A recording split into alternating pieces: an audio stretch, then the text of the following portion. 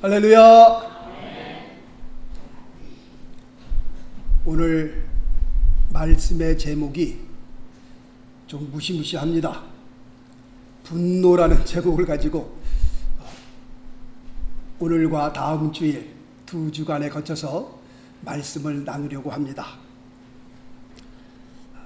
사람이 가지고 있는 이 감정들은 하나님께서 사람에게 주신 아주 귀한 선물들입니다. 그러므로 우리가 기쁠 때에 우리가 마음껏 기뻐할 수 있는 것, 하나님 앞에 받은 귀한 축복입니다. 기쁠 때 기뻐할 수 없다? 정말 기쁜데 그 감정을 드러내지 못한다? 그것도 괴로운 일입니다. 슬플 때는 또 어떻게 해요? 마음껏 또 울 수 있어야 합니다. 그것도 하나님 앞에 우리가 받은 귀한 선물입니다. 그런데 슬플 때에 내가 마음껏 슬퍼하지 못한다? 슬플 때 그 슬픈 감정을 내가 드러내지 못한다? 그것도 불행한 일입니다. 기쁠 때는 기쁜 감정을 드러낼 수 있는 것이 행복이고, 슬플 때는 슬픈 감정을 드러낼 수 있는 것이 그것이 축복입니다. 살다 보면 또 좀 외로울 때도 있잖아요. 조금 외로울 때는 조용한 커피집을 찾아가서 따뜻한 커피 한 잔을 드는 것도 굉장히 큰 도움이 되리라고 생각이 되어집니다. 그런데 하나님께서 우리에게 주신 그 감정들 가운데에 우리가 굉장히 조심해야 할 감정이 있습니다. 그 감정이 뭐죠? 오늘 말씀의 제목처럼 뭐예요? 분노입니다. 분노.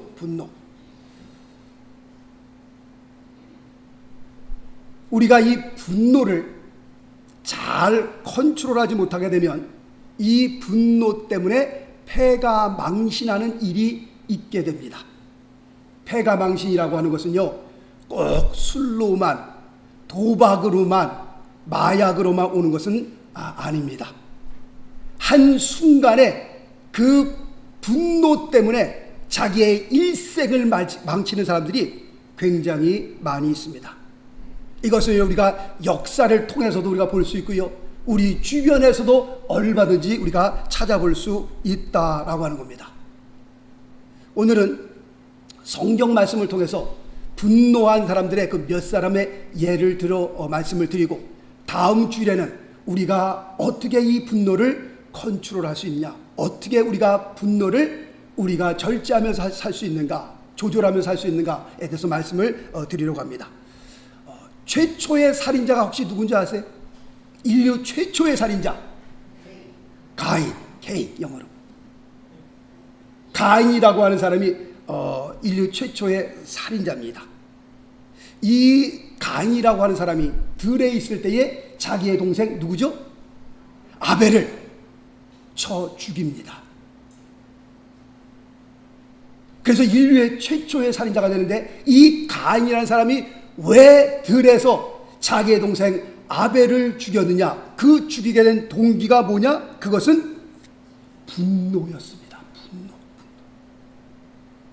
말씀 보겠습니다. 창세기 4장 6절 말씀 보니까, 5절 말씀 보니까, 가인과 그 재물은 연락하지 아니하신지라 가인이 심히 분하여 안색이 변하니 라고 되어 있습니다.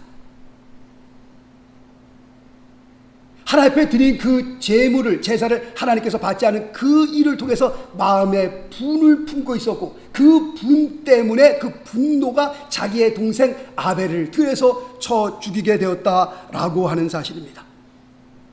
분노가 얼마큼 무서운 것이냐? 이만큼 무서운 거예요. 사람을 죽일 정도로 그 분노를 컨트롤하지 못하게 되면 그 분노가 사람까지 죽이게 되는 엄청난 일을 벌이게 된다라고 하는 겁니다. 두 번째, 민수기서 20장에 보면 이스라엘 백성이 광야에 있을 때에 모세와 아론에게 그렇게 불평하며 덤벼듭니다. 왜 모세와 아론에게 덤벼드느냐? 광야에 나와봤더니 광야에는 무화과도 없다, 광야에 나왔더니 포도도 없다. 광야에 나왔더니 석류도 없다. 물도 없다. 모세와 아론을 향하여서 불평불만을 합니다. 그랬더니 하나님께서 모세를 부르십니다. 모세야 이리 나오너라 하라고 한 다음에 하나님께서 모세에게 이렇게 말씀을 하십니다. 모세야, 이스라엘 백성 앞에 서서 그 반석을 향하여, 그 반석을 명하여 물이 나오게 하라. 하나님께서 모세에게 그렇게 말씀을 하십니다. 그런데 모세가 어떻게 했느냐? 성경 말씀 보니까 민수기서 20장 10절 11절 말씀 보니까 이렇게 기록되어 있습니다. 패역한 너희여 들으라.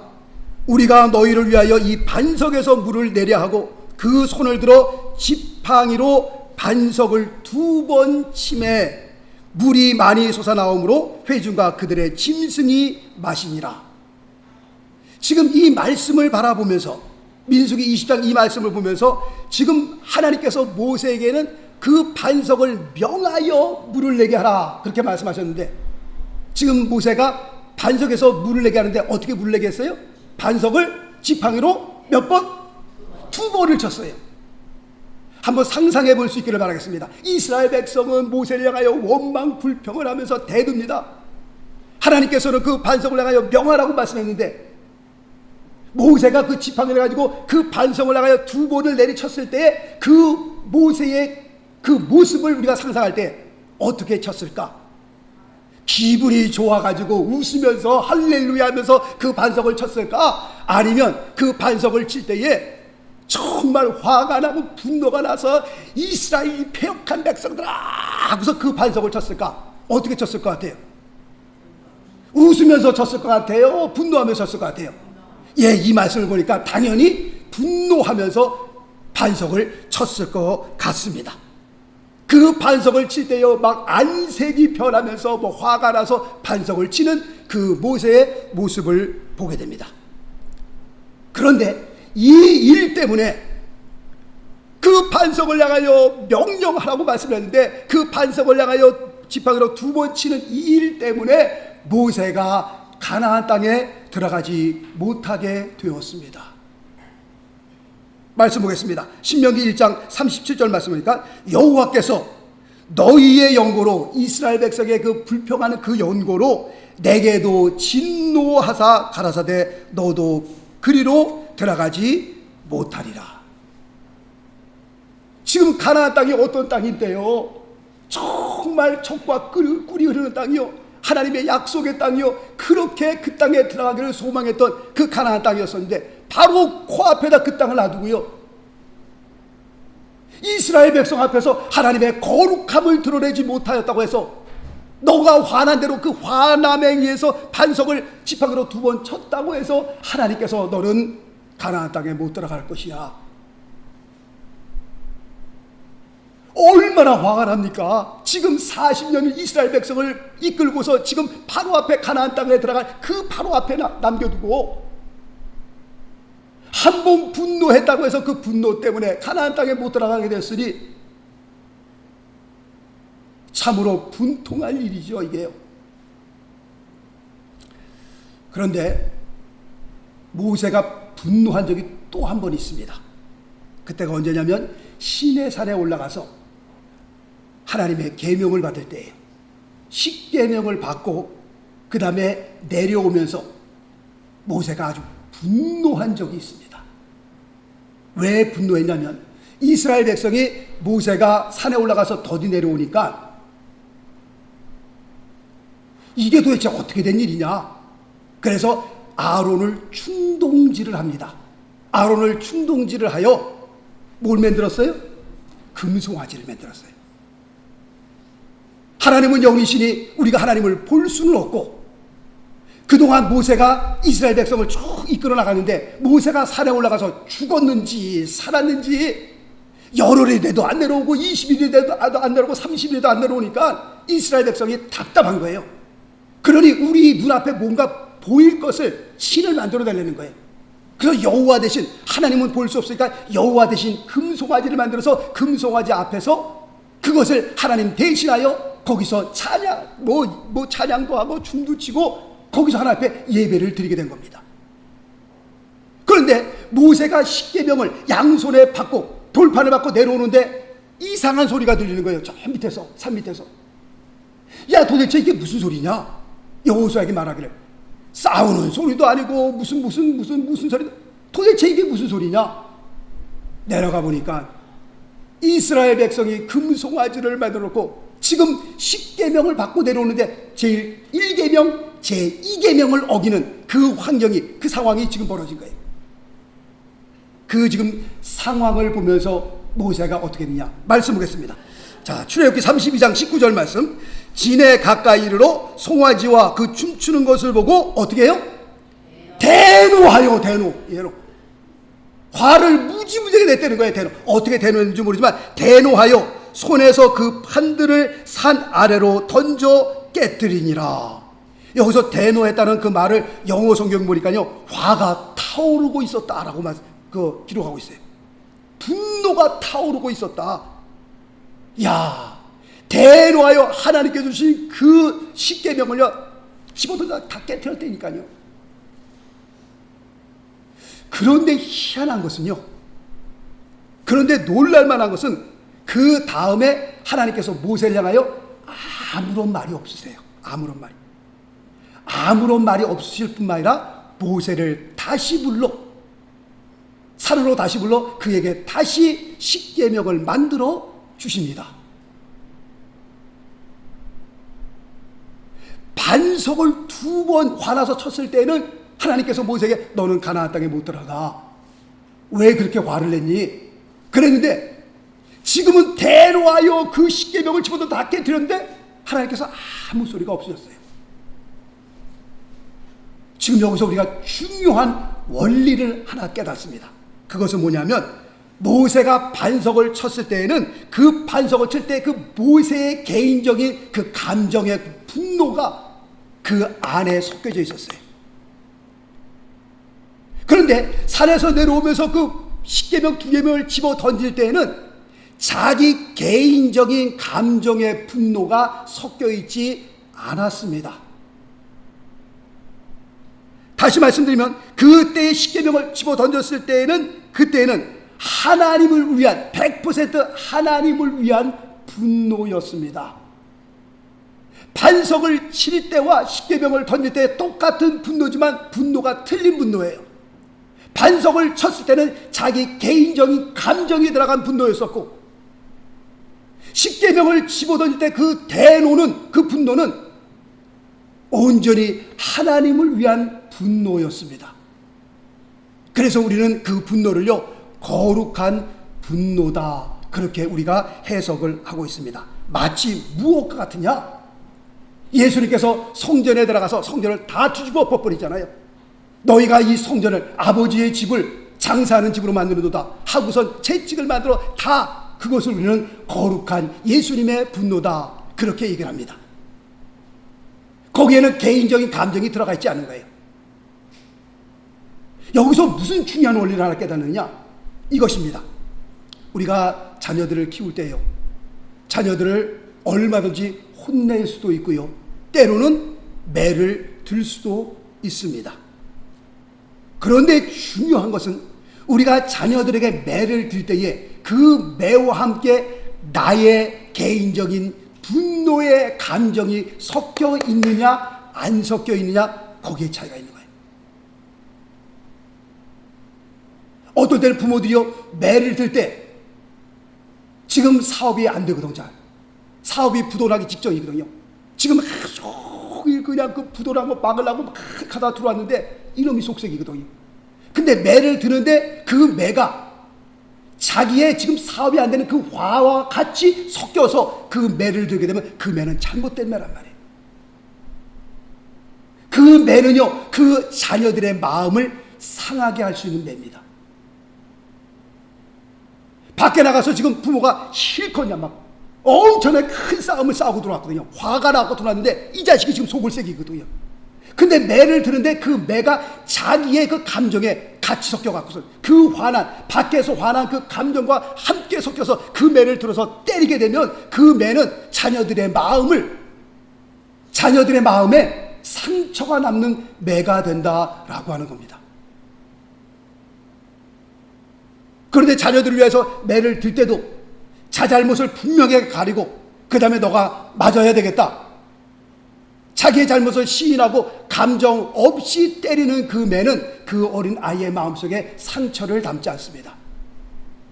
목사님, 어린아이들이 어떻게 알아요? 뭘 알아요? 압니다. 어린아이들이라도. 부모들이 그 안에 정말 자기의 개인적인 감정이 섞여서 그 애를 때리는 것인지, 아니면 순수하게 정말 자녀들을 사랑해서 때리는 것인지 자녀들이 안다라고 하는 겁니다. 내가 홧김에 때린 것인지 아니면 사랑하여 때린 것인지 안다라는 거예요. 모세가 그 분노를 낼 때에 그 분노가 그렇습니다. 반석을 칠 때에 그 반석을 칠 때에 거기는 자기의 개인적인 감정의 분노가 들어갔어요. 그래서 하나님께서는 모세를 향하여 왜 이스라엘 백성 앞에 나의 거룩함을 드러내지 못하였느냐.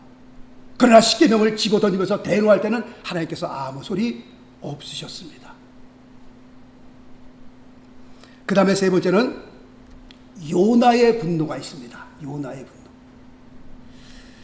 요나의 분노의 그 동기는 어디에 있었느냐? 그 마음의 증오심에 있었습니다. 그 증오하는 마음이. 요나가 하나님 앞에 막 화를 냅니다. 성경을 뒤져봐도요, 이렇게 하나님을 향하여 화를 막 분노하는 사람은 없었던 것 같아요. 요나가 유일하게 하나님을 향하여 막 분노합니다. 말씀 보겠습니다. 요나서 4장 1절 말씀 보니까요, 요나가 심히 싫어하고 노하여 여호와께 기도하여 가로되, 그렇게 되어 있습니다. 심히 싫어하고 노하여. 그 다음 말씀 보겠습니다. 요나서 4장 9절 말씀 보니까 하나님이 요나에게 이르되 내가 이 박농쿨로 인하여 성냄이 어찌 합당하냐. 그가 대답하되 내가 성내어 죽기까지 할지라도 합당하니이다. 야, 하나님을 향하여 분을 내는데요, 막 성을 내는데 내가 죽기까지 성낼지라도 이것이 합당하다. 그렇게 요나가 얘기를 하는데 왜 요나가 이렇게 화를 내는 겁니까? 그것은요, 그때 당시에 이스라엘 나라와 그 니느웨와 관계가 오늘날 우리나라와 일본과의 관계에 좀 비슷한 관계였습니다. 뭐 그렇잖아요. 우리가 일본하고 무슨 경기가 벌어지면 하여튼 일본만큼은 어떻게 해요? 꼭 이겨야 된다는 거잖아요. 축구도 그렇고 권투도 그렇고 야구도 그렇고 하여튼 사실 말이죠. 솔직히 실력으로 따지면요, 우리나라가 일본하고 실력이 많이 떨어집니다. 일본 야구는요, 그 프로가 생긴 지 굉장히 오래됐습니다. 우리나라 프로 야구는요, 제가 알기로는 전두환 대통령 때 생겼던 것 같아요. 축구도요, 일본은 그 어릴 때부터 키우기 위해서 초등학교 때부터 축구 유학을 보냅니다. 우리 한국에서 축구 뭐 유학 보내는 뭐 사람 있어요? 없어요, 우리는요. 야구, 그 초등학교 야구 팀도요, 제가 알기로는 우리 한국에서는 뭐 한 200개 정도, 300개 정도 팀이 있는 걸로 알고요. 일본에서는요, 2,000에서 3,000개 팀이 있습니다. 야구도 그렇고요, 축구도 그렇고요, 모든 거예요. 이게 사실 실력은요, 일본보다 많이 떨어집니다. 그런데 야구가 붙어보면 우리가 이깁니다. 우리가 축구 붙으면 우리가 이긴다니까요. 실력으로 이기는 거예요? 아니요. 악착같이 그냥 막 그 안에 분노가 일어나고 내가 일본 놈은 이기리라 막 그냥. 그게 실력으로 이기는 게 아니라니까 이게요. 이게 사실 실력으로 보면 많이 떨어지는데 하여튼 일본하고 한국만 붙는다. 그러면 아주 그냥 아주 오기가 붙어갖고서요, 막 그냥 7, 80%의 그 실력이 딴 팀하고 난다면 일본하고 붙으면요 200%, 300% 막 실력이 나는 거예요. 야, 저런 힘이 어디서 나나? 예, 일본하고 붙으면 안 되니까요. 그러니까 그 아주 애매한, 아주 오묘한 게 있어요. 우리나라와 일본과의 관계에 무슨 뭐 일이 벌어지면 그렇습니다. 그런데 마치 그때 당시에 이스라엘과 그 니느웨의 관계가 마치 그렇다라고 하는 겁니다. 요나가 늘 니느웨를 바라보면서 좀 니느웨가 망했으면 좋겠다. 뭐 우리 비슷한 마음 있잖아요. 뭐 이렇게 비슷한. 지난번에 오래전에 쓰나미가 왔을 때요. 그 댓글에 보니까 뭐 그런 글도 있더라고요. 으라차차차 지구야 다시 한번 좀 힘을 내라. 막 그냥 막. 사실 그러면 안 되는데 하여튼 그 일본에 대한 감정이 이렇게 안 좋은 거야. 그러니까 일본에 무슨 안 좋은 일 있으면 겉으로는 야 이거 참 큰일 났네. 그러지만 속으로는 씩 웃는 사람들도 있고요. 요나가 니느웨 성을 바라보면서 이놈의 성이 좀 안 망하나, 언제 망하나. 저 니느웨 성을 바라보면서 하나님의 심판이 임할 때가 됐는데 늘 니느웨 성을 바라보면서 그런 마음을 품고 있었거든요. 근데 하루는 하나님께서 요나에게 뭐라고 말씀하시는 거니까, 요나야 니느웨로 가서 복음을 증거하라, 하나님의 말씀을 전하라 라고 말씀을 하는 거예요. 그래서 요나가 도망가잖아요.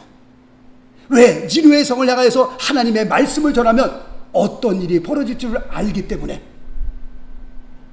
하나님께서 요나를 향하여 동쪽으로 가라 했더니 서쪽으로 가고, 육지로 가라 그랬더니 바다 쪽으로 가고, 영 반대의 모습을, 하나님을 향하여 등을 돌리는 모습을 보여주는 그 요나의 모습을 보게 됩니다. 그 큰 풍랑을 인하여 하는 수 없이 회개하고 니느웨로 가게 됩니다. 니느웨로 가서 하나님의 말씀을 전하게 됩니다. 하나님의 말씀을 전하게 되니까 그 말씀을 통해서 요나가 예상했던 것처럼 왕에서 가축에 이르기까지 온 백성이, 온 동물들이 하나님을 향하여 어떻게 해요? 금식 기도를 하는 거예요. 금식 기도를요.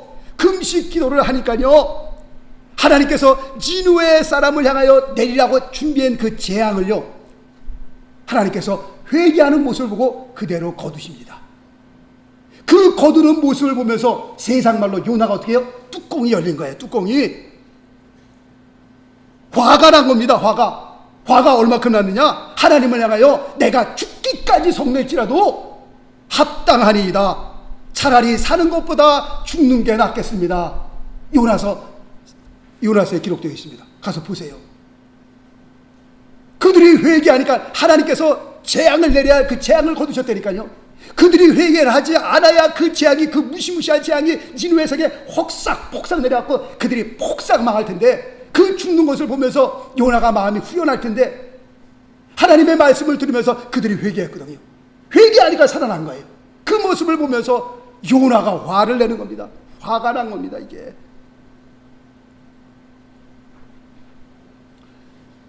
분노라고 하는 그 분노에는요, 다 똑같은 분노가 아니라 네 종류의 분노가 있습니다.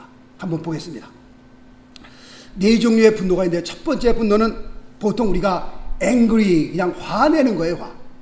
우리가 이 세상 살면서 화 안 내는 사람 있어요? 없어요. 다음 주일날 또 말씀드리겠습니다만은, 특별히 한국 사람들요, 성질 급한 한국 사람들 운전대만 잡으면 이게 문제예요. 이게요. 뭐 저도 똑같습니다. 뭐 저도 한국 사람인데 그 어디 가겠어요? 운전대만 잡으면, 제가 3일 전인가요? 이틀 전에 한국 뉴스를 보는데, 뉴스 가운데서 야, 한국 사람은 이거 정말 이거 어떻게 해야 될지 모르겠어요. 자기 앞에서 추월했다고 해서 추럭이 그 승용차를 가고서 그 승용차 앞을 가로막고요, 내려와고선 그 차 안에 딸 둘이 탔더라고. 보니까요, 어린 딸들이, 그 어린 딸들이 막 소리를 막 으악, 그게 블랙박스에 다 나왔더라고. 보니까요,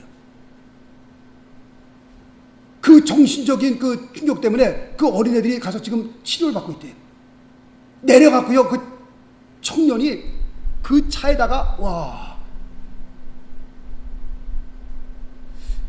이 정도 되면 이게 문제가 심각한 겁니다. 이게. 그리고 깜빡이 켜고 들어가겠다고 그러잖아요. 그 미국 같은 데서는 그냥 보통 들어가라고 그러잖아요. 이렇게 해요. 그냥 급한 일 아니면. 깜빡이 켜고 들어가겠다 그러면 못 들어가게 딱 토마토까지 붙이는 거야. 아, 그러면 못된 성격 들고. 하여튼 우리 같은 민족이지만요, 이게 정말 이게 선지국에 들어가려면 아직 멀었어. 하여튼 이 세상 살면서 화 안 내는 사람 있어요? 화는 다 냅니다. 보통 화 안 내는 사람이 어디 있어요? 세상에 살면서. 성인 군자도 다 화내면서 삽니다. 그거를 첫 번째 앵그리라고 그래요. 앵그리.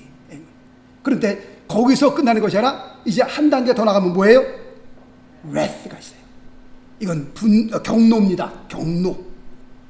앵그리에서 한 단계 더 나가서 wrath, 경노하게 되면 그 다음부터는 얼굴색이 변합니다. 얼굴색이 변하고요. 그 다음에 내 입에서 나오는 언어가 거칠어지기 시작합니다. 그 다음에 한 단계 더 나가면 fury라고 해요. 그때는요, 감정을 통제하기가 좀 힘든 상태에 들어갑니다. 그때부터는. 내 감정을 통제하기가 좀 컨트롤하기가 힘들어져요. 그런데 거기서 한 단계 더 나가면 뭐예요? rage예요, rage. rage는 광분입니다, 광분. 가장 우리의 그 분노하는 감정 수에서 가장 위험한 순간까지 올라가는 데가 rage예요. 광분의 상태입니다. 이 상태까지 오게 되면 그때부터는 어떤 일이 벌어질는지 아무도 모르는 거예요. 세상 말로 내 뚜껑이 열리면 그때부터는 내가 뭔 사고를 칠지 그때부터는 아무도 알 수 없는 겁니다. 그때 광분한 상태에 있는 사람을 건드리면 어떻게 되는 거예요? 사고가 터지는 거예요. 사고가. 가스통 안에 있으면 아무 문제가 없어요. 아무 문제가 없어요. 그런데 그 통 안에 있는 가스가 터지면 어떻게 되는 거예요? 이거는 문제가 보통 심각한 게 아니에요. 보통. 그 가스가 절대 그 가스의 그 힘은요, 어마어마합니다. 그러나 그 가스통 안에 있을 때는 괜찮은 거예요. 그러나 가스통이 터지면 어떤 일이 벌어지는지 우리는 아무도 모른다라고 하는 겁니다. 많은 사람이 다치게 됩니다. 김치병 안에 있는 그 김치를 보면서 뭐 너무 좋죠. 우리가 먹는 김치니까. 그런데 이 병 안에 들어있는 김치와 함께 그 김치병을 떨어뜨려 보신 적 있어요? 바닥에 깨지면서 쫙 위가 튀기면서 그 김치 국물과 함께 김치가 나와서 그냥 부엌 전체가 완전히. 김치병 안에 있을 때는요, 얼마나 보기 좋은지 몰라요. 아, 김치 아름답다. 그렇지만 이게 땅에 떨어져 깨지면요, 이게 골치가 아픈 겁니다. 이게 정말 문제가 심각해지는 겁니다. 이게 지혜로운 자와 미련한 자의 차이가 어디에 있느냐? 지혜로운 자는요, 앞에 뚜껑 열린 사람을 보잖아요. 그 사람을 보면 어떻게 해요? 피하는 겁니다. 최고예요. 그게 지혜로운 사람이에요. 그 사람이 막 퍼붓잖아요. 그냥 다 받고 아무 소리 안 하는 거예요. 하고 싶은 말이 있어도 하고 싶은 말이 왜 없겠어요? 나중에 얘기하는 거예요. 나중에. 지혜로운 자예요. 광분한 사람을 보면 일단 그 자리를 피하는 거예요. 그런데 미련한 여인들은요, 미련한 자는요, 거기다가 뭐예요? 휘발유 갖다 뿌는 거예요. 휘발유 갖다 뿌려. 죽여라, 죽여. 막 그냥. 그래, 다 부셔라. 이것도 부셔라. 이것도 부셔. 지금 이 사람은 뚜껑 열렸기 때문에요. 지금 막 화가 나고 막 다. 거기다가 갖다 머리를 뒤어대면 어떻게 되는? 죽는 거예요. 거기다 휘발유를 갖다 뿌리면 어떻게 될 거예요? 그래, 이거 부셔. 이것도 부시라니까. 이것도 부셔. 아주 미련한 여인이에요. 미련한 사람입니다. 지혜로운 사람은 지금 그런 상황 가운데 있으면 이딴 자리를 피하는 사람이 지혜로운 사람이에요. 지금 앞뒤가 안 보이는데 지금 눈이 깜깜해갖고 지금 막 다 뒤집어 엎는 판인데 거기다 갖다 그냥 머리를 갖다 뒤려내면 칠렘을 쳐봐라 하고 머리 갖다 뒤집어 맞아서 깨진다니까요. 큰일 난다니까요. 둘 다 죽는 겁니다. 둘 다 죽는 거예요. 가스통 안에 있는 가스가 폭발되면요, 빨리 피해야죠. 그 앞에 서 있다가 죽습니다. 큰일 나는 겁니다. 자, 오늘 읽어드린 본문 말씀을 좀 봅니다. 에베소 4장 26절과 27절 말씀을 한번 봅니다. 분을 내어도 죄를 짓지 말며 해가 지도록 분을 품지 품지 말고 마귀로 틈을 타지 못하게 하라.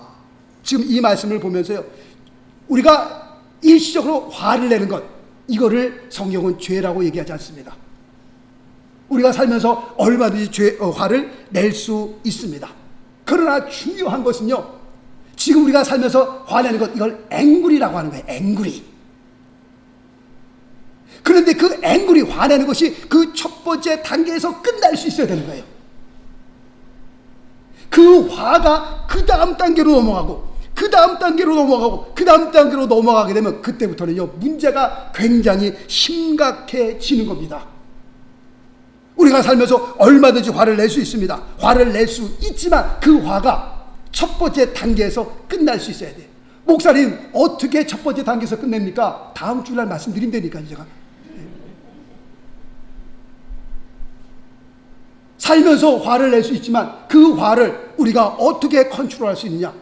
어떻게 그 앵구리로 그냥 거기서 끝낼 수 있느냐? 어떻게 내 안에 품지 않고, 해가 지기 전에 내 안에 품지 않고 그것을 풀어버릴 수 있느냐? 그게 중요한 거예요. 세상 살면서 어떻게 내가 화를 안 내고 세상에 살까? 그거를 위해서 신앙생활 하는 것이 아니라, 그걸 위해 기도하는 것이 아니라, 내가 살더라도 그 화를 내가 어떻게 컨트롤할 수 있을 것인가? 살면서 화났을 때 그 앵구리로 끝낼 수 있을까? 그 다음 단계로 안 가고, 그 다음 단계로 안 가고, 내가 어떻게 분노를 그냥 분노로 풀 수 있을까? 이번 주일날 여러분들 에베소 4장 26절 27절 말씀을 계속 묵상하시고 계속 읽으시고 다음 주일날 오시게 되면 우리가 어떻게 우리의 그 분노를 컨트롤할 수 있는가, 어떻게 우리가 승리할 수 있는가, 그 비결에 대해서 같이 말씀을 나누도록 하겠습니다. 기도하겠습니다.